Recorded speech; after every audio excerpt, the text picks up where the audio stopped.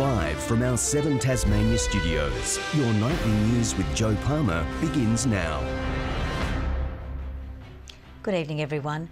Shocking new statistics have revealed Tasmania is home to the second highest rate of drug-induced deaths in the nation. It's prompted one Tasmanian woman to share her story of overcoming the depths of addiction in the hope she'll inspire others to seek support.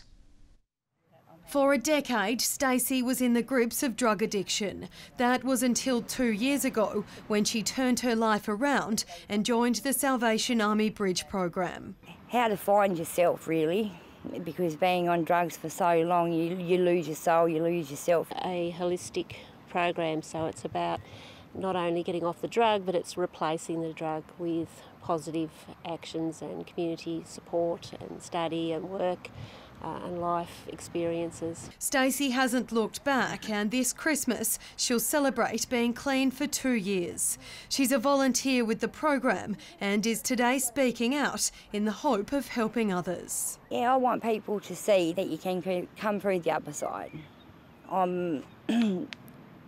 You know, if I can do it, anyone can do it. Stacey's story is one about what can be possible, but another side of the issue highlighted today, with statistics revealing 52 Tasmanians died as a result of drug use in 2016. They exclude the legal drugs being alcohol and tobacco. However, they do include over-the-counter prescription drugs. So we've got to tackle the whole game, not just the one or two. The latest Dob in a Dealer campaign is hoping to target suppliers. We're not interested in targeting users. We're targeting those people that are making money out of importing, distributing and trafficking illicit drugs in the community. Anyone with information is urged to contact Crime Stoppers, while those seeking support can go to a number of services, including the Salvo's City Mission and Lifeline. Louise Hedger, 7 Tasmania News. A 26-year-old has been charged with attempted murder after a Launceston man was allegedly shot in the face on Sunday night.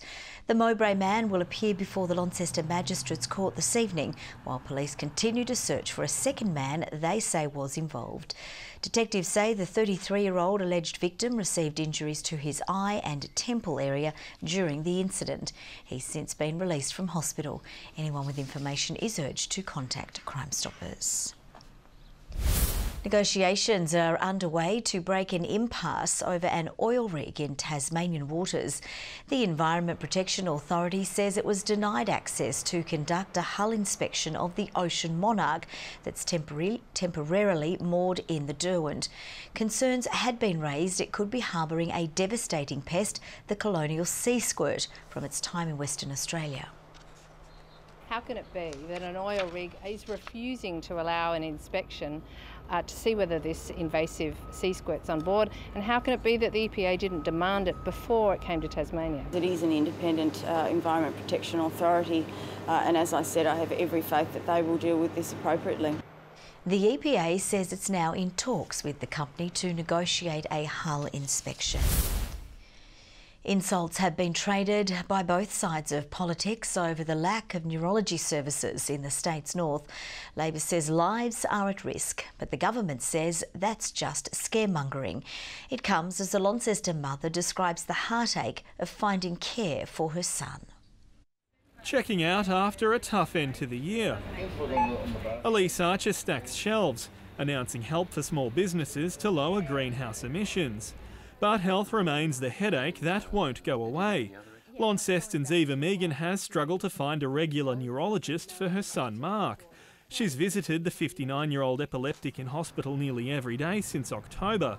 Until recently, Mark was being treated by a locum. And he said, I'm coming to say goodbye to Mark and to you, and there will not be another neurologist in this hospital until the 21st of January, and that's what we understood. The government says there's no cause for concern, with another locum stepping in and a permanent neurologist on the way. Well, my information is that that neurologist has already started and another will start next year.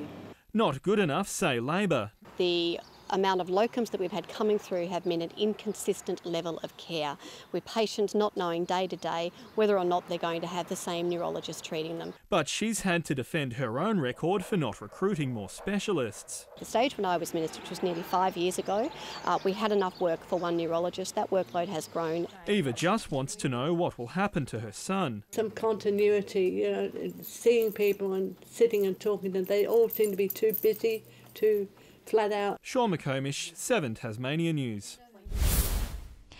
The Australian Education Union is ramping up its demands to the state government, calling for pay negotiations to continue over the summer break. It's issued a deadline of January 18 for a revised offer, saying education staff need clarity before the next school year begins. The last actual negotiation was on the 6th of December, where they put a revised offer on the table. That offer failed to address the issue of a reasonable pay increase for our most experienced classroom teachers and would leave them the lowest paid teachers in the country, which is what they are currently. The government's offer is on the table. As we've said, 6% over 3 years is fair and reasonable and affordable to the state. The government says it's committed to employing 95 specialist teachers to address concerns over workload and conditions. Australia's marine research ship has returned to Tasmania with new discoveries about the weird and wonderful life in the deep sea off our coast. They've discovered more than 100 unnamed species clustered on underwater mountains, but the habitat has been damaged by some fishing practices. Diving into the deep, this is the view from an underwater rowboat. It's revealing new details about the strange sea life at depths of almost 2 kilometres. The new kind of deep-towed camera really allowed us to do a huge amount of work. We surveyed over 200 kilometres. We have 300 hours of video. We have over 6,000 still images. The investigator has been on a mission to explore 45 seamounts about 70 nautical miles south of Tasmania. They're extinct volcanoes, now brimming with life. We're talking about very extensive coral reefs that extend from roughly about 700 metres depth down to close to 1,500 metres depth. That's 1.5 kilometres below the surface. Scientists found more than 100 unnamed species, including some strange-looking crabs and lobsters. Well, typically when we sample these deep sea areas, we expect that almost 50% of the animals will be new to science, and we'll probably only catch them once, so these will never be caught again, at least in our lifetimes. This special habitat has been protected as a marine park for 20 years, but damage remains from previous fishing activity. Some of the areas were closed to fishing from the 1990s onwards, so in some of those places you can see the impacts from trawl fishing, and you can see very slow signs of communities starting to recover. This project helping to map the reefs and protect them for the future. Michael Breen, 7 Tasmania News. Human error is being blamed for a mix-up that saw around 400 Tasmanian students receive the wrong ATAR results last night. The government is promising a full review into what went wrong, but denies it's a funding issue. I'm not going to blame any particular staff member, but it is important that we carry out an audit to see what business process exists, what went wrong, and to remedy it so it never happens again. Students have now been issued with the correct results and are being assured tertiary admissions won't be impacted. Residents living in low-lying parts of Newstead will have peace of mind with a $1.2 million flood levy now in operation. Homes were severely damaged in the neighbourhood during the June 2016 floods. The Launceston City Council says the new levy should be enough to prevent future floodwaters. So what we now have is a levy that is complete, that it should be able to protect that should we get a similar sort of rainfall, a 1 in 350 year, which is quite significant. It's taken more than 1 year to build the 700-metre long structure. Today marks 130 years since one of the state's most important infrastructure projects was completed. A large tunnel linking Launceston to the northeast by rail opened up large-scale trade to the region. Now a dedicated group is hoping to preserve the tunnel's history well into the future. In the settlement of Tunnel is, you guessed it, a tunnel, But this ageing relic of our railway past played a crucial role in Tasmanian commerce for well over a century. It cleared the way for potatoes, timber and clay to come to Launceston, ever since its last brick was laid on this day 130 years ago. It took the lives of multiple men working on it. There's been a derailment or two in the tunnel, and the fact that it still stands up and is still solid after 130 years really is a testament to what those men did. You can still see the soot stained on the tunnel's roof. In its 1950s heyday, this line was bustling, carrying up to 6 trains a day. But its use dwindled over time, with the last locomotive passing through in 2004. 17-year-old Harrison Gregg aspires to be a train driver.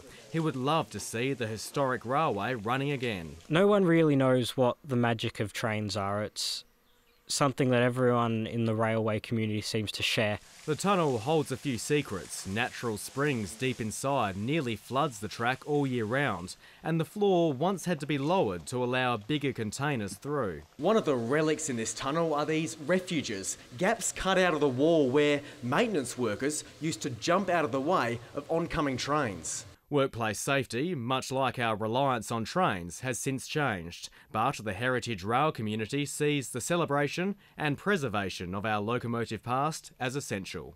A lot of people just love them, whether it be for nostalgic reasons, but there's definitely something about a steam engine hurtling along at 40 k's an hour through a tunnel that just brings people together. Tom Johnson, 7 Tasmania News.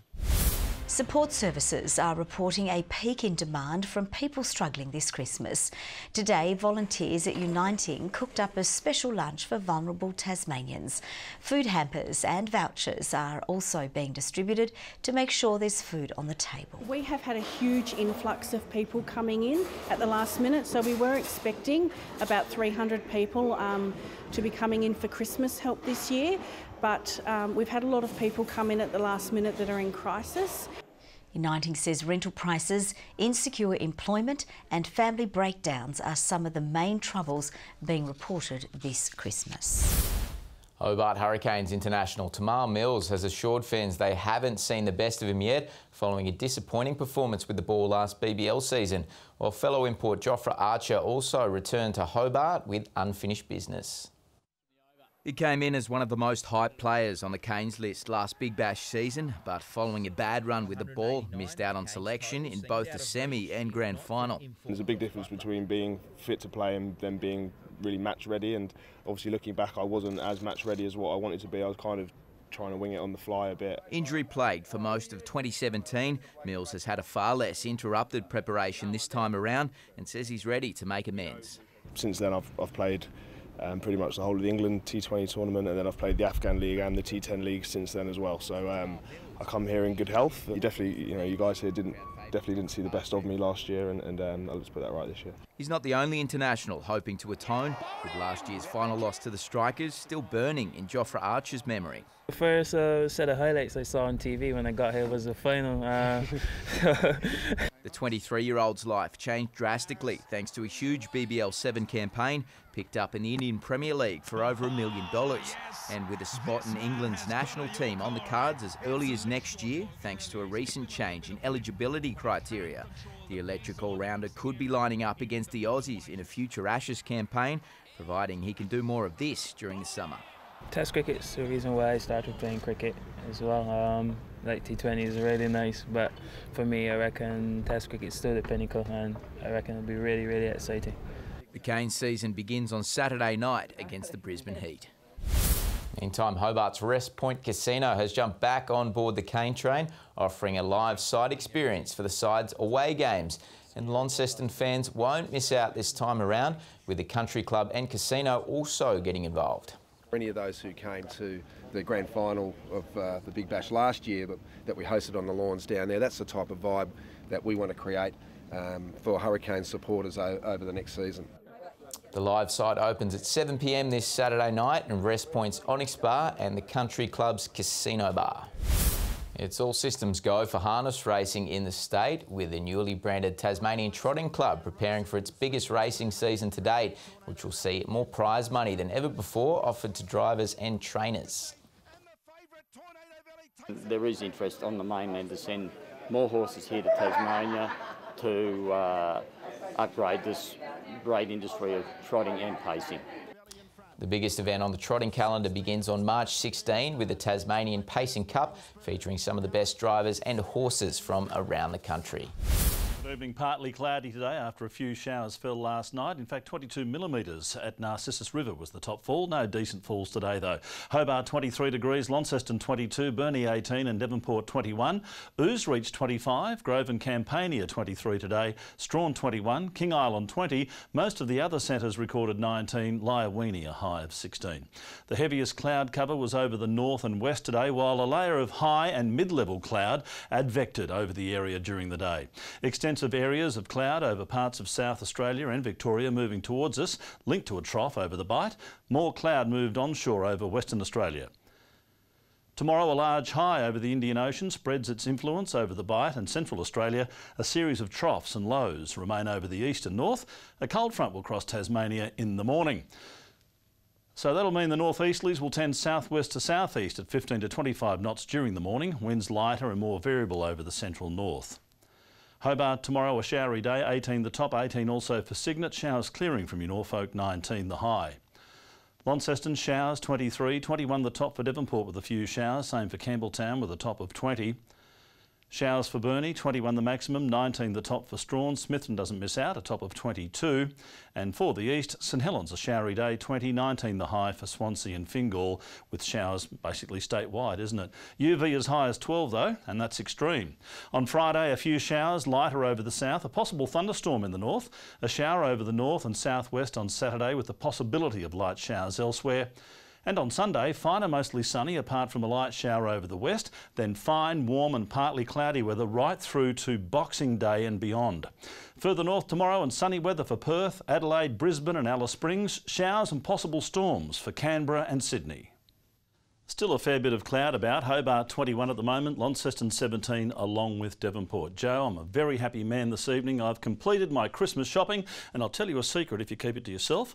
I bought my wife Donna a fridge for Christmas this year and I can't wait to see her face light up when she opens it. Such a lucky lady. We say that all year round. Thank you very much, Murph. That's all from the team. Have a lovely evening. Good night.